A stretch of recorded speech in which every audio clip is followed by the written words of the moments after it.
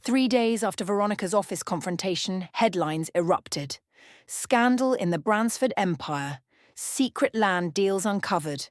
Daniel's phone exploded. Missed calls, voicemails, angry texts. The video we received had somehow leaked. "Did you?" he asked. I shook my head. Number. But someone wanted this out. And they beat us to it. We watched as the media dissected every frame. Veronica's face, the cash, the documents, the implications. That afternoon, Daniel received a cryptic call from a blocked number. "She's not the only one with enemies," the voice said. "You should have known that." The call disconnected. Suddenly, this wasn't just about family feuds or reputations. We were part of something bigger. "Who sent the video if not you?" Daniel whispered. I looked down at my growing belly, a wave of protectiveness washing over me.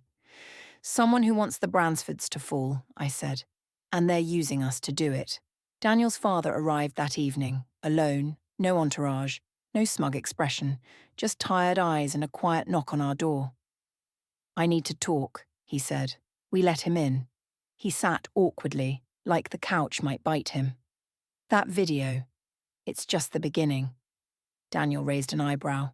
"There's more." He nodded. Veronica's dealings were part of a much larger cover-up. There are Bransford holdings that aren't exactly legal. I leaned in. "Why tell us this now?" "Because you're the only two with enough leverage to survive what's coming. And because—" he hesitated. "I don't want my grandchild born into a burning house." For the first time, I saw something human in his face. Regret. Daniel stayed silent, but I could feel the storm building behind his calm expression. "When the press digs deeper," his father said, "they'll find skeletons in every Bransford closet."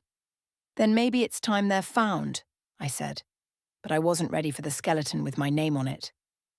A letter came the next morning. No envelope.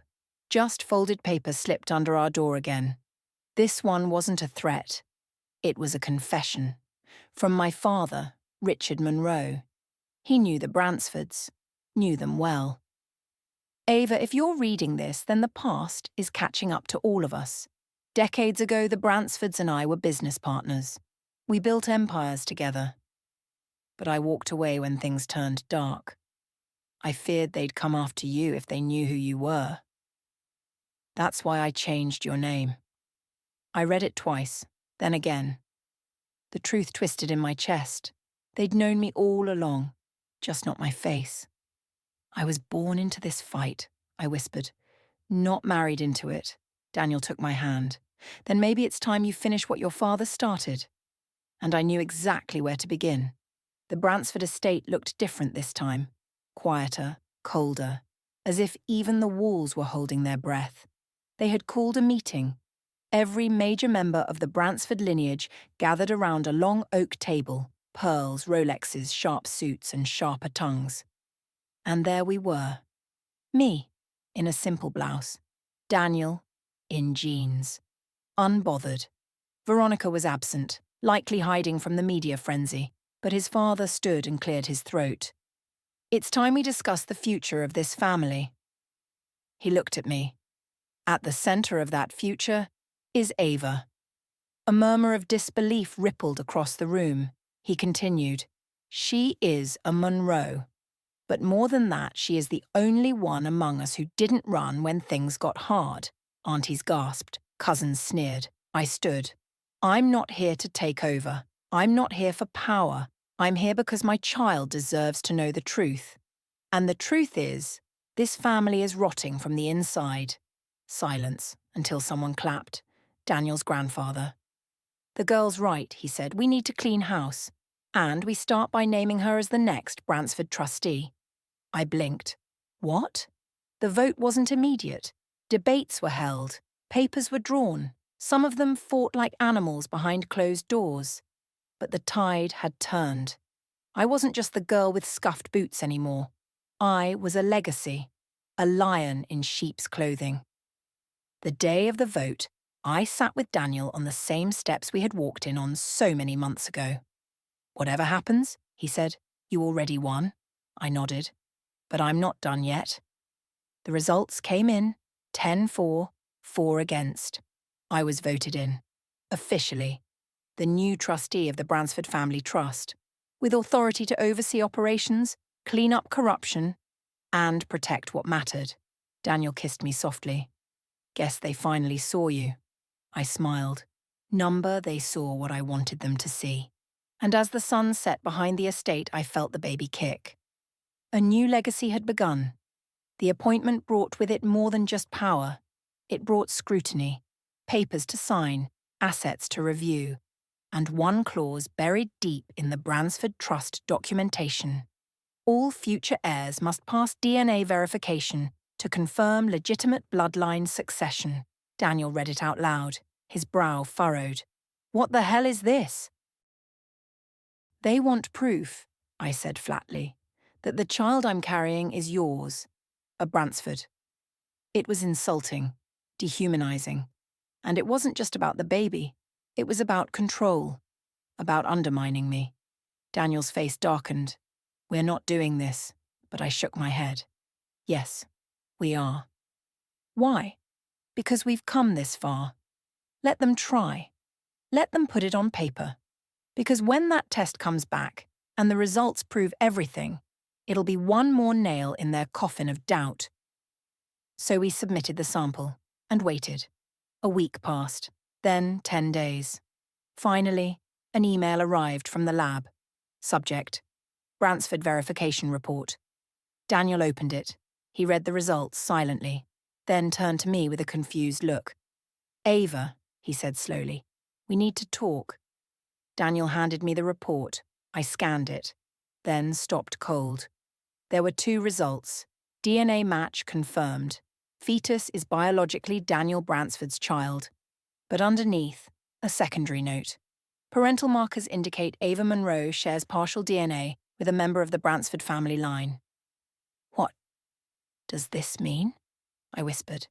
Daniel sat down slowly. It means you're one of them.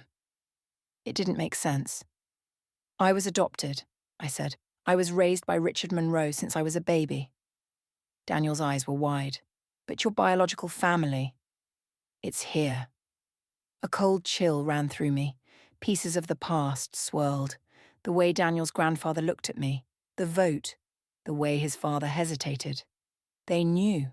They'd known. I'm not just marrying into the Bransfords, I whispered. I was born one. It was bigger than inheritance now. It was blood. The next envelope didn't come from a Bransford. It came from Richard Monroe's attorney, hand-delivered, confidential. Inside was a letter. Ava, I never told you about your parents because I feared what it would mean. But I left you clues. Your mother was Catherine Bransford. She was cast out after becoming pregnant with you by a man the family disapproved of. That man later died in a plane crash. And I stepped in to raise you as my own. You were always a Monroe in name, but a Bransford by blood. The weight of it all dropped on my shoulders.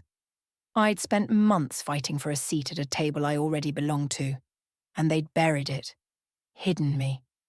Daniel stared in disbelief. They erased your mother's existence, I nodded, and now they're going to regret that too. Because I had her name, and her story, and now the world would know both. The Bransford estate was packed. Every family member, every investor, every reporter. I'd called a press conference, not as Daniel's fiancée, not as a Monroe, as Ava Catherine Bransford.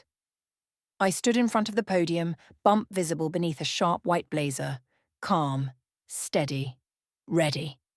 I was told I didn't belong, I began, that I wasn't born for this world, but they were wrong.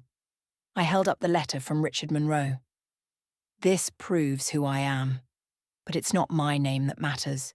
It's the truth. The Bransfords cast out my mother because she defied them, because she dared to love someone they didn't approve of. They silenced her, buried her, but they didn't bury me. Flashes went off, journalists murmured. I turned to the crowd. This family will no longer be run by secrets and shame. From today forward, I take my place. Not because I want their approval, but because I've already survived their rejection. Behind me, Daniel stepped forward, placing a gentle hand on my shoulder. The audience stood, not because they had to, but because they finally saw it. A Monroe by choice, a Bransford by blood, a woman no longer underestimated. As the applause echoed around the estate, I felt the baby shift inside me. A new life was coming, and this time on our terms.